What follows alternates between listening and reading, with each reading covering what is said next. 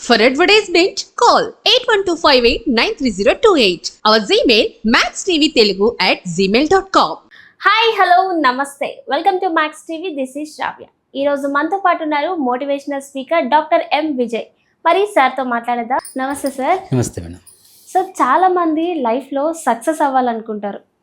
But ఒక goal అనేది కొంతమందికి నీ గోల్ ఏంటి అంటే ఇది అని చెప్తారు. మరి కొంతమంది నీ గోల్ ఏంటి అంటే ఏం లేదు, ఏది చేస్తే అదే అనుకొని అంటారు కదా. అసలు లైఫ్లో ఒక గోల్ అనేది ఎలా సెట్ చేసుకోవాలి సార్? మరి కొంతమంది ఒక గోల్ అనుకున్నా సరే దాని నుంచి డిస్ట్రాక్ట్ అవుతుంటారు. చాలా చాలా వేరియేషన్స్ వల్ల డిస్ట్రాక్ట్ అయిపోతుంటాం. సో ఒక గోల్ని మనం స్ట్రిక్ట్లీ దానికి స్ట్రక్ అయ్యి ఉండి దాన్ని లైఫ్లో సక్సెస్ అవ్వాలంటే ఏం చేయాలి సార్? Super question madam. ప్రతి పర్సన్ కూడా లైఫ్లో గోల్ ఉండి తీరాల్సిందే. మా గురువుగారు చెప్తూ ఉంటారు, గోల్ ఉన్నవాళ్ళు తన గోల్ కోసం పనిచేస్తారు, గోల్ లేని వాళ్ళు గోల్ ఉన్నవాళ్ళ కోసం పనిచేస్తారు. అంటే గోల్ ఉన్నవాళ్ళు గోల్ లేని వాళ్ళు వాడుకుంటారని. మీరు గోల్ ఉన్న వాళ్ళ ఉండాలనుకుంటున్నారో గోల్ లేని వాళ్ళు ఉండాలనుకున్నారని క్వశ్చన్ చేస్తారు. Every person should have a goal. కానీ ఆ గోల్ ఎలా ఉండాలి? ఆ గోల్ అనేది స్మార్ట్గా ఉండాలంటారు. గోల్ అనేది స్మార్ట్ అంటే S for that should be specific, M for measurable, A for attainable, R for relevant, T for time bound. మన గోల్ అనేది మన టార్గెట్కి రీచ్ అయ్యేటట్టుగా ఒక స్పెసిఫిక్గా ఉండాలి. ఇప్పుడు నువ్వు ఒక చదువుకుంటున్నావు, నువ్వు పోయి సడన్గా ఒలింపిక్స్లో డైవింగ్లో నేను గోల్డ్ మెడల్ సంపాదించిన గోల్ పెట్టుకోకూడదు. మన ఫీల్డ్లో మనకి ఏ గోల్ అయితే రీచ్ కాగలము, మనకి సంబంధించిన స్పెసిఫిక్గా ఉండాలి గోల్. అలాగే ఎం ఫర్ మెషరబుల్. ఎస్, నా గోల్ని నేను ఈ 5 years ఇలా చదువుకుంటూ వెళ్తే, లేదా ఈ ప్రాక్టీస్ చేస్తే, ఈ రన్నింగ్ చేస్తే, ఈ డైరెక్షన్ నేను వర్క్ చేస్తే ఆ టైంకి నేను రీచ్ కావాలి. మెషరబుల్గా ఉండాలి. ఆ గోల్కి ఒక ఎండ్ పాయింట్ అనేది ఉండాలి. అలాగే అటైనబుల్. ఎస్, డైరెక్ట్గా నువ్వు ఎవరెస్ట్ ఎక్కలేవు, దానికి ఏం కావాలి, ముందు ట్రైనింగ్ కావాలి. అట్లాగే నీ గోల్ అనే దాన్ని అటైనబుల్ అవుతావా లేవా, దానికి నువ్వు ఒక ప్రాపర్ స్ట్రక్చర్ ఉందా లేదా.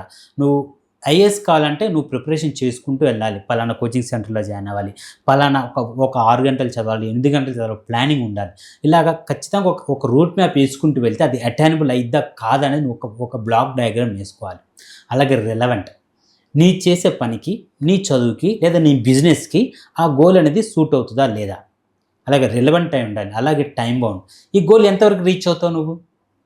నేను రోజు కోచింగ్ జాయిన్ అయ్యాను, గ్రూప్స్ ప్రిపేర్ అవుతున్నాను, ఈ గ్రూప్స్ ఎగ్జామ్ ఉంది, పలానా డేట్ ఉంది, ఈ డేట్ లోపల నా టార్గెట్ ఫినిష్ అవ్వాలి, నా సబ్జెక్ట్ అనేది నేను ఫినిష్ చేసుకోవాలి, రివైజ్ చేసుకోవాలి, దానిలో పట్టు సాధించాలి.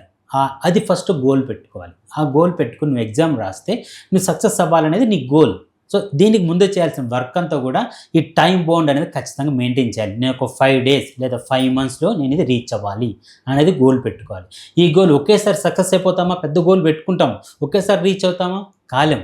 ఆ గోల్ని ఏం చేయాలంటే చంక్స్ చేయాలి, అంటే డివైడ్ చేసుకోవాలి. ఈరోజు నువ్వు సపోజ్ ఒక బుక్ చదవాలనుకున్నాం, అది ఒక గోల్ పెట్టుకున్నాం.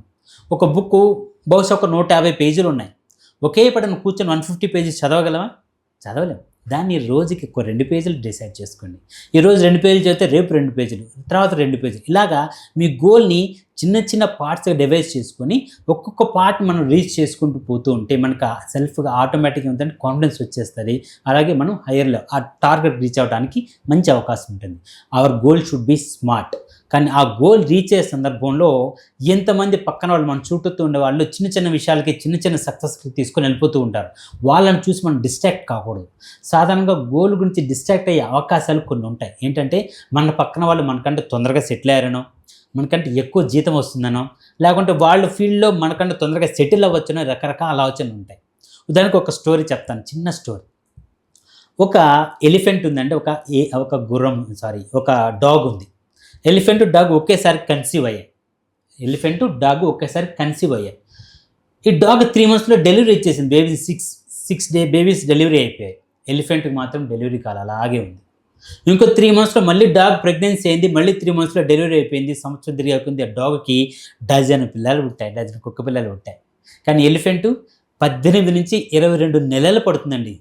18 నుంచి 22 నెలలు పడితే ఆ బేబీ ఎలిఫెంట్ బేబీ బయటకు వస్తుంది. ఈ 12 పిల్లలు పుట్టిన తర్వాత కుక్క వచ్చి అడిగిందంట ఏనుగు, అసలు నువ్వు ఒకసారి చెక్ చేసుకున్నావా? అసలు ప్రెగ్నెంట్వేనా, మాకు 12 మంది పిల్లలు పుట్టాయి, ఇంకెట్లాగే ఉన్నాం, ఒకసారి చెక్ చేసుకోపో అనిందంట.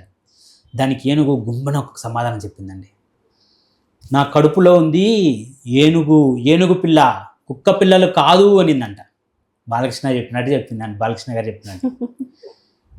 ఎస్, కుక్క పిల్లలు నా కడుపులో లేవు, ఏనుగు పిల్ల ఉంది. ఒక్కసారి ఏనుగు పిల్ల బయటకు వస్తే ఈ భూమికి తెలుస్తుంది ఆ వెయిట్ని బట్టి.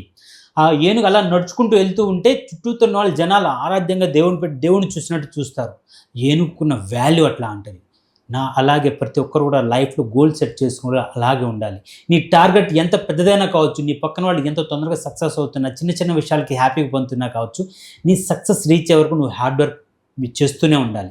ఏనుగు 18-20 నెలల తర్వాత పిల్లలు పుట్టదు, కానీ మధ్యలో డెలివరీ అవ్వాలని ఎప్పుడు ట్రై చేయదు కదా. అలాగే మనం కూడా మన సక్సెస్ రీచ్ అవ్వడానికి హార్డ్ వర్క్ చేస్తూనే ఉండాలి. దానికి కావాల్సిన అన్ని రకాల పారామీటర్స్ మనం చెక్ చేసుకుంటూ ఉండాలి. ఆ టైం వరకు మనం ఓపిక్గా ఉండి, లైక్ ఎంట్రన్స్ ఎగ్జామ్ రాస్తున్నాం, ఐఏఎస్ ఎగ్జామ్ రాస్తున్నాం, లేదా గ్రూప్స్ ఎగ్జామ్ రాస్తున్నాం, చిన్న చిన్న ఎంట్రన్స్ ఏదైనా డిఎల్ కానీ జేఎల్ కానీ ఏ ఎగ్జామ్స్ రాసే వాళ్ళకైనా అందరూ కూడా మన స్ట్రీమ్లో చదివే వాళ్ళే ఉండరండి. మనతో పాటు మీరు ఏది చదువుతున్నా కానీ మనతో పాటు చదువుతున్నట్టే ఉంటారు, మధ్యలో ఏదో అవకాశం వస్తే వెళ్ళిపోతూ ఉంటారు. కానీ మన టార్గెట్ రీచ్ అయ్యే వరకు మన లైఫ్ అదే అనుకుని అక్కడ హార్డ్ వర్క్ చేసి ఓపిక్గా మన సక్సెస్ రీచ్ అయ్యడానికి హార్డ్ వర్క్ చేస్తే you will be A success person. That's it.